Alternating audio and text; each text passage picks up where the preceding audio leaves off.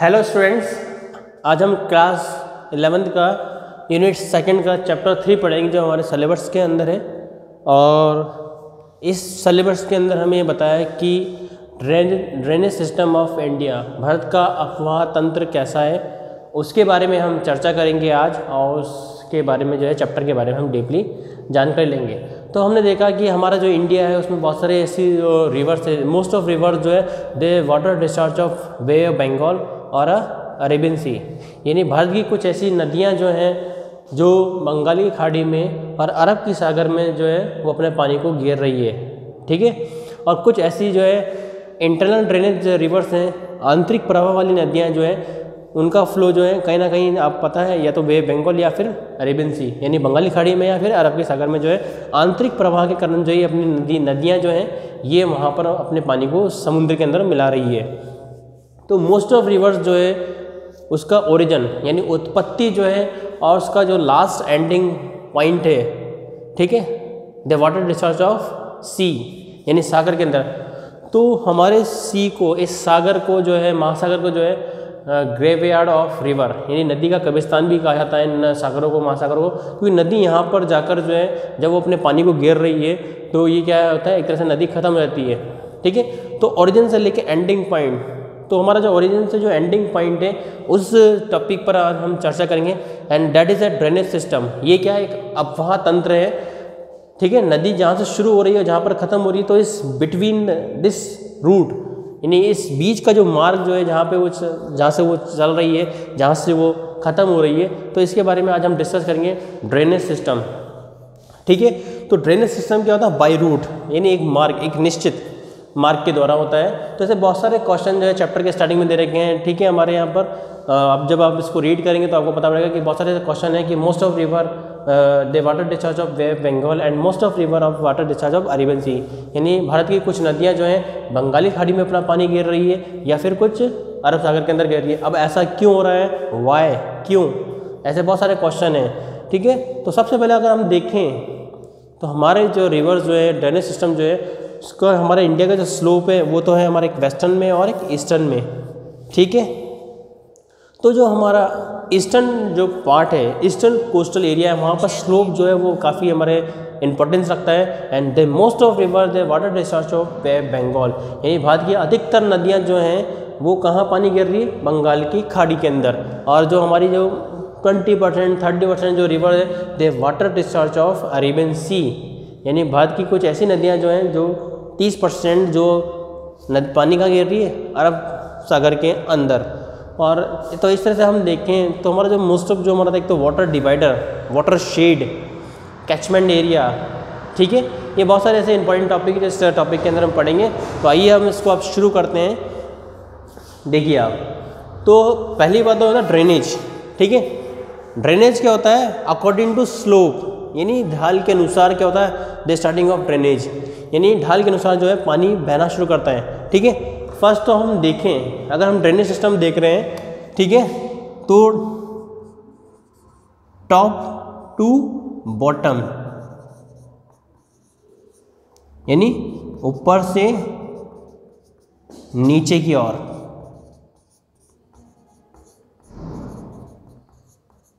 ठीक है, यानी पानी जो है अकॉर्डिंग टू स्लोप। अब ये क्या है, स्लोप,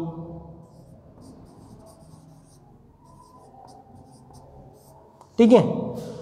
तो जितना भी जो हमारा ड्रेनेज सिस्टम है हमारे भारत का, इंडिया का, ठीक है, most of river the origin of the mountainous area और अ प्लेट्यू एरिया, यानी भारत की अधिकतर नदियाँ जो है वो पर्वतों से शुरू हो रही है या फिर वो पठारी क्षेत्र से शुरू हो रही है। तो इस तरह से हम देखिए, हम इसके बारे में अब चर्चा करेंगे कि what is drainage and system, ठीक है। तो वो ऊपर से नीचे कर बह रही है, तो जो भी हमारा अकॉर्डिंग टू स्लोप के अकॉर्डिंग वो बहेगी। फिर उसके बाद में क्या होता है, वाटर शेड एरिया। तो देखिए हम शुरू करते हैं इस टॉपिक को, आइए हम शुरू करते हैं। A river drain the under the collected from a specific area which is called is catchment area, यानी एक नदी विशिष्ट क्षेत्र में अपना जल बहा कर लाती है तो जल ग्रहण क्षेत्र कहा जाता है, यानी उसे हम क्या कहते हैं, जल ग्रहण, कैचमेंट एरिया। अब कैचमेंट एरिया कैसे, देखिए यहाँ पर, यहाँ मैं आपको इसको एक्सप्लेन कर रहा हूँ कि what is the catchment area, ठीक है। तो एक नदी विशिष्ट क्षेत्र में, यानी जब नदी जब कहाँ से निकल रही है, अगर हम देखें यहाँ पर जब नदी का ओरिजिन यहाँ से हो रहा है तो ये क्या है, नदी यहाँ पर जा रही है और एक कैचमेंट एरिया, ये कैचमेंट क्या हो रही है, ये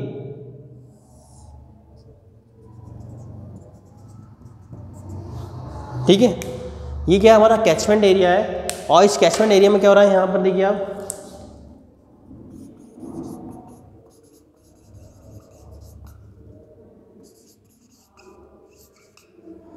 ठीक है, इसे कहते हैं जल ग्रहण, जल ग्रहण क्षेत्र, ठीक है। तो यहाँ से रिवर, ये क्या है, रिवर नदी है, तो ये क्या है, यहाँ पर ये जो है कैचमेंट एरिया, यहाँ पर पानी स्टोर हो रहा है, कैचमेंट एरिया है, ठीक है, यहाँ पर जल भरा, तो यहाँ से वो क्या है आगे की ओर जो है फ्लो, जो प्रवाह जो है नदी का प्रवाह जो है स्टार्ट हो रहा है, यानी यहाँ पर क्या हो रहा है, वाटर चार्ज हो रहा है, यानी यहाँ पर जो है पानी बढ़ रहा है इस कैचमेंट एरिया के अंदर, ठीक है। फिर यहाँ से जो है river are divided in many branch, sub branch, यानी नदी जो है उप शाखाओं में बढ़ जाती है, ठीक है। तो a river drain the under the collected from the specific area which is called इस कैचमेंट एरिया, यानी नदी एक विशिष्ट क्षेत्र में अपना जल बहा कर ला रही है तो उसे जल ग्रहण क्षेत्र कहा जाता है। तो एक ये क्या हो गया, हमारा कैचमेंट एरिया हो गया। उसके बाद हम चलते हैं आगे की ओर, an area drained by the river and its tributaries is called drainage basin, यानी एक नदी एवं उसकी सहायक नदियों द्वारा अपवाही क्षेत्र को अपवाह द्रोणी भी कहते हैं। एक नदी और उसकी सहायक नदियों द्वारा अपवाही क्षेत्र को अपवाह द्रोणी। अब ये अपवाह द्रोणी क्या होगा, अब जब हम आगे की ओर चलते हैं इस रिवर में, देखिए आप, तो जो हमारी मेन रिवर है, ये मेन रिवर क्या है, divided into many routes, many parts,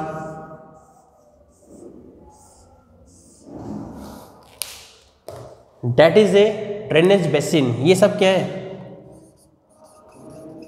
drainage basin, अपवाह द्रोणी, this one, this and this, number 3। ये क्या है, ड्रेनेज बेसिन, ये क्या है, रिवर, नदी। तो यहाँ से क्या हो रहा है, ये कैचमेंट एरिया से जब river divided into many parts and many routes, that is a drainage basin. तो अब नदी जो है उसकी कई शाखाएं बढ़ चुकी है according to slope, according to watershed, जल विभाजक के कारण जो है नदियाँ कुछ पार्टों में बढ़ गई है और ये क्या हो गया उसका ड्रेनेज सिस्टम। तो यहाँ से जो है रिवर जो है मैनी पार्ट्स के अंदर, ये बहुत अधिक जो है इनकी जो है शाखाएं निकल जाती है रिवर की, और यहाँ से नदी जो है अलग अलग भागों में बढ़कर वो आगे की ओर बहना शुरू कर देती है, that is a drainage basin system, ठीक है।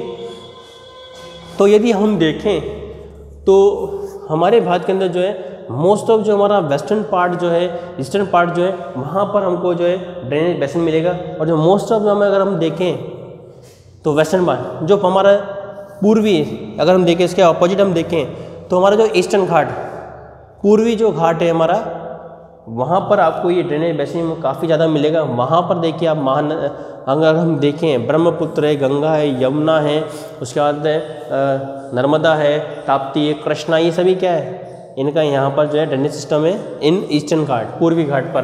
तो मोस्ट ऑफ जो आपको ड्रेनेज बेसिन मिलेगा वो भारत के पूर्वी घाट पर आपको मिलेगा, ठीक है, लाइक बे बंगाल, यानी बंगाली की खाड़ी के अंदर।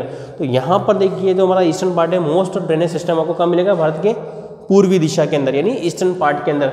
और जो और कम देखें तो हम ये फिर वेस्टर्न पार्ट के अंदर आ जाइए आप, तो इससे थोड़ा कम आपको जो मिलेगा ड्रेनेज सिस्टम, वो भारत के आपको पूर्वी दिशा के अंदर भी मिलेगा, ठीक है। तो उस तरह से हम देखिए, अब हम आगे चलते हैं इसके अंदर। The boundary line separating one drainage basin from the other is noun is the water shade.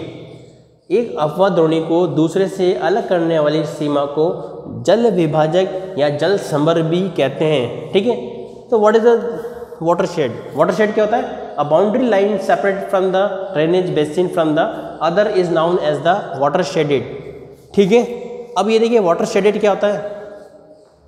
Physical barrier, प्राकृतिक अवरोधक होता है, और इस प्राकृतिक अवरोध के कारण जो है नदी अपना मार्ग बदल लेती है, या नदी की शाखा जो है डिवाइडेड इनटू ए 2 पार्ट्स, यानी नदी जो है 2 भागों में विभाजित होती है, 3 भागों में, 4 भागों में, 5 भागों में डिवाइड हो जाती है। कैसे होता है? फर्स्ट देखिए आप, ये यहाँ पर जब ये डिवाइड हो रही है तो यहाँ पर क्या होगा? Physical barrier. यहाँ पर आपको देखा फाउंड ऑफ फिजिकल, भौतिक अवरोधक आपको मिलेगा यहाँ पर, that is a watershed, यानी जल विभाजक। ठीक है, ये क्या है? हमारा जल विभाजक है। तो यहाँ पर कोई प्राकृतिक अवरोध, फिजिकल बैरियर, यानी नदी जब बह रही है, फ्लो चल रहा है उसका, नदी का, रिवर का, तो यहाँ पर कोई अचानक उसके मार्ग में, उसके रूट पर कोई फिजिकल बैरियर, प्राकृतिक अवरोध, जैसे कोई विशाल चट्टान आ गई, ठोस ग्रेनाइट की चट्टान है, तो जब उसको इरोजन उसका वो अपर्दन नहीं कर पा रही है, तो नदी जो है, नदी का पानी जो है वो अपना रूट चेंज कर लेगा। ठीक है, तो यहाँ से जब उसको वो क्रॉस नहीं कर पा रही है, तो नदी का जो है कुछ रूट्स चेंज कर लिया, उसके बाद में फिर फ्लो आगे चला, फिर उसने रूट चेंज कर लिया, तो that is a physical barrier. ये एक प्राकृतिक अवरोधक है, और उसके कारण जो है रिवर डिवाइडेड इनटू ए मैनी पार्ट्स, यानी नदी जो है बहुत छोटे छोटी धाराओं के अंदर, सरिताओं के अंदर, सब ब्रांच के अंदर जो है तब्दील हो जाती है। That is a watershed, जल विभाजक कहते हैं इसको। ठीक है, तो मैंने आपको बताया 3 चीज़ें आपको मैंने बताई है, और ये एग्जाम में कई बार जो आता है 1 वर्ड का क्वेश्चन भी आता है। What is a catchment area, what is a drainage basin and what is a watershed, यानी जल ग्रहण किसे कहते हैं, अपवाह द्रोणी किसे कहते हैं, और जल विभाजक या जल संभर किसे कहते हैं, या फिर आएगा जल संभर और अपवाह द्रोणी में अंतर बताइए, बिटवीन डिफरेंस। ठीक है, basin, drainage and water shade, या फिर इन दोनों में जो है डिफरेंस यानी अंतर पूछा जा सकता है। और कई बार जो है ये 1 वर्ड के क्वेश्चन भी आते हैं एग्जाम में, ये आपसे पूछे जा सकते हैं, तो आपको इसके लिए तैयारी करनी है। ठीक है, तो फिर मैं आपको और बताता हूँ इस चीज़ के अंदर आपको। ठीक है, शॉर्ट में वापस बता रहा हूँ। A river drain the water collected from the specific area which is called is catchment area। एक नदी विशिष्ट क्षेत्र में अपना जल बहा कर लाती है, तो जलग्रहण क्षेत्र भी कहा जाता है। एक नदी, फिर देखिए आप, an area drainage bye the river and its tributaries is called off drainage basin. एक नदी जब उसकी सहायक नदी द्वारा अपवाहित क्षेत्र को अपवाह द्रोणी कहते हैं। फिर the boundary line separating one drainage basin from the other is known as the water shade, यानी एक अपवाह द्रोणी को दूसरे से अलग करने वाली सीमा को जल विभाजक या जल संभर भी कहते हैं। ठीक है, तो फर्स्ट हमारा ये कैचमेंट एरिया हो गया। ठीक है, जल ग्रहण क्षेत्र हो गया। फिर यहाँ से जब फ्लो आगे चल रहा है, तो यहाँ पर फिर क्या होगा? ड्रेनेज बेसिन, अपवाह द्रोणियाँ, ये सब अपवाह द्रोणी है। और ये कैसे हुआ? वाटर शेड के कारण, the grade of drainage basin, यानी इस वाटर शेड के कारण क्या हो रहा है? अपवाह द्रोणी, यानी जल विभाजक कारण अपवाह द्रोणी जो है विकसित हो रही है, फॉर्मेशन हो रहा है इस ड्रेनेज बेसिन का। तो ये डिपेंड किस पे करता है? वाटर शेड्स पर। जितने जो हमारे वाटर शेड्स होंगे, and river divide into many parts, यानी नदी बहुत अलग अलग जो है शाखाओं में बढ़ जाएगी। And that is 3 major topic of this chapter. ये बहुत ही महत्वपूर्ण जो है टॉपिक है इस चैप्टर के। तो अब हम आगे देखें हम इस चीज़ को। ठीक है, तो आगे देखते हैं, हम इसमें आगे बढ़ते हैं और थोड़ी देर। देखिए, अब हम आगे बढ़ाते हैं इस वीडियो को। On the basic of water discharge या डिस्चार्ज, एक ही बात होती है। ठीक है, तो यदि हम देखें तो हमने अब यहाँ पर क्या है, हमारे ड्रेनेज सिस्टम को डिवाइड कर दिया है। ठीक है, पहले किस आधार पर हमने करा है? On the basic of discharge, यानी जल विसर्जन के आधार पर जो है हमने जो है नदियों को या उसके ड्रेनेज अपवाह क्षेत्र को जो है अलग 2 भागों में बांटा है। फर्स्ट जो पार्ट है हम देखें यहाँ पर। ठीक है, तो यहाँ पर हम देखें, यहाँ पर जल विसर्जन के आधार पर। ठीक है, तो जल विसर्जन के आधार पर हम देखिए नदी को हमने 2 भागों में बांट दिया on the basic of discharge. ठीक है, तो फर्स्ट हमारा देखिए हम पहला जो पार्ट है वह है अरब सी, यानी अरब सागर।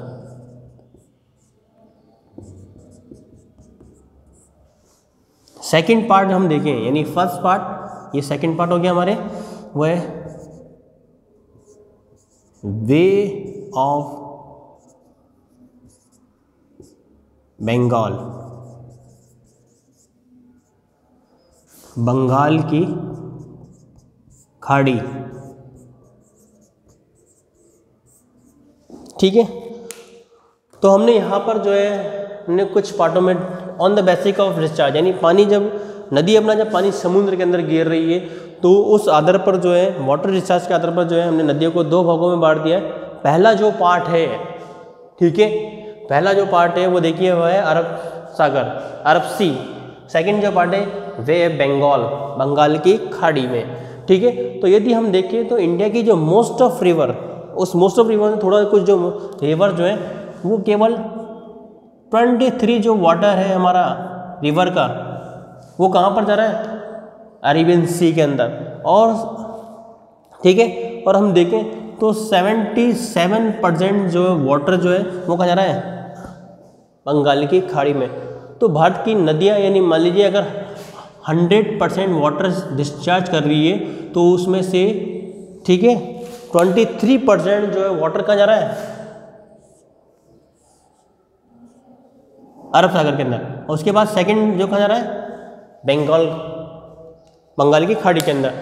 तो यदि हमने डिस्चार्ज के आधार पर, विसर्जन के आधार पर देखें तो अरब सागर और बे बंगाल, तो 23% जो है अरब सागर के अंदर और 77% जो वाटर जो कहाँ जा रहा है, बंगाल की खाड़ी में गिर रहा है। तो हमारा देखिए तो मोस्ट ऑफ जो हमारा वाटर जो है बाय रिवर, नदियों की तरह जो है भारत का अधिकतर शुद्ध पानी जो है वो कहाँ मिल रहा है, बंगाल की खाड़ी में। उससे थोड़ा कम जो उसका 1/4 पार्ट जो है वो कहाँ जा रहा है, अरेबियन सी, अरब सागर के अंदर जा रहा है। तो इस तरह से हमारा जो शुद्ध पानी जो है, प्योर जो वाटर है, जो पोर्टेबल वाटर जो है, पीने योग्य जो पानी है वो कहाँ जा रहा है, हमारे बंगाल की खाड़ी में जा रहा है और अरब सागर के अंदर जा रहा है। ठीक है, तो इसलिए नदी पर हम क्या कर रहे हैं, बिल्डिंग ऑफ डैम, हम बांध बना रहे हैं ताकि हम शुद्ध पानी को हम रोक सकें और उसका हम यूजेस कर सकें, इरिगेशन के लिए, पोर्टेबल वाटर के लिए एंड मैनी यूजेस, बहुत सारे उपयोग के कारण।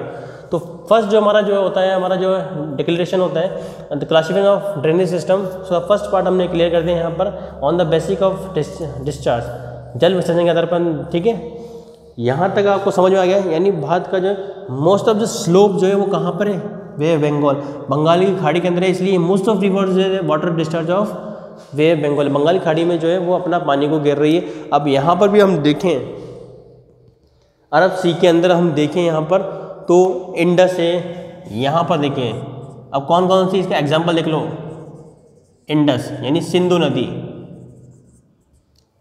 क्लियर, से इंडस है, नर्मदा है,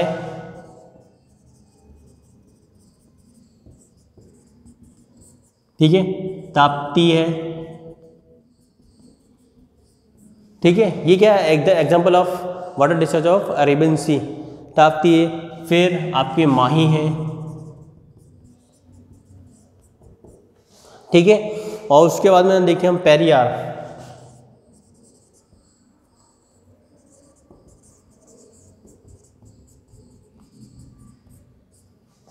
ये जो रिवर जो है इंडस, नर्मदा, ताप्ती, माही, सिंधु, नर्मदा, ताप्ती और माही और पेरियार जो नदियाँ हैं वो कहाँ पानी गिर रही है, अपना अरब सागर के अंदर। ठीक है, फिर हम उसके बाद देखें यहाँ पर देखिए वे बंगाल कि बंगाल की खाड़ी में जो है नदी अपना पानी गिर रही है। The name of the water discharge of Arabian sea, west of Bengal, ठीक है, ईस्ट बंगाल। यहाँ देखिए आप, तो यहाँ पर देखिए आप सबसे जो मोस्ट ऑफ रिवर है वो है हमारी गंगा, क्लियर। फिर उसके बाद में हम देखें यहाँ पे ब्रह्मपुत्र, बहुत सारी नदियाँ हैं, ब्रह्मपुत्र,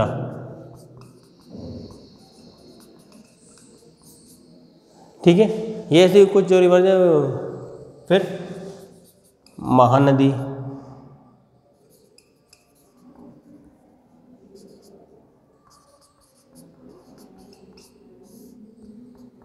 कृष्णा,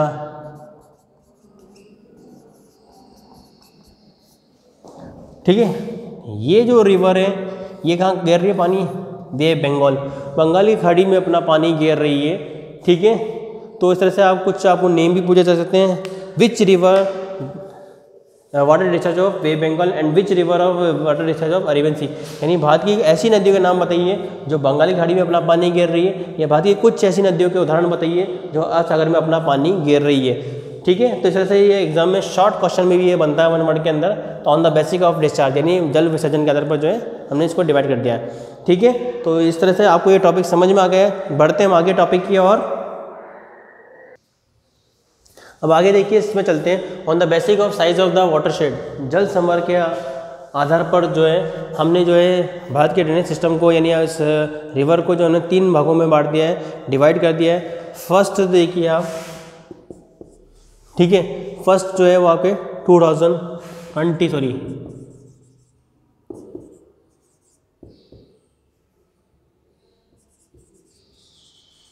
यानी से अधिक। सेकंड जो है आपके, ठीक है, वो है 2020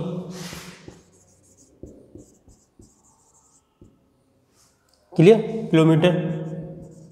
और फिर थर्ड वन 2000 से कम किलोमीटर।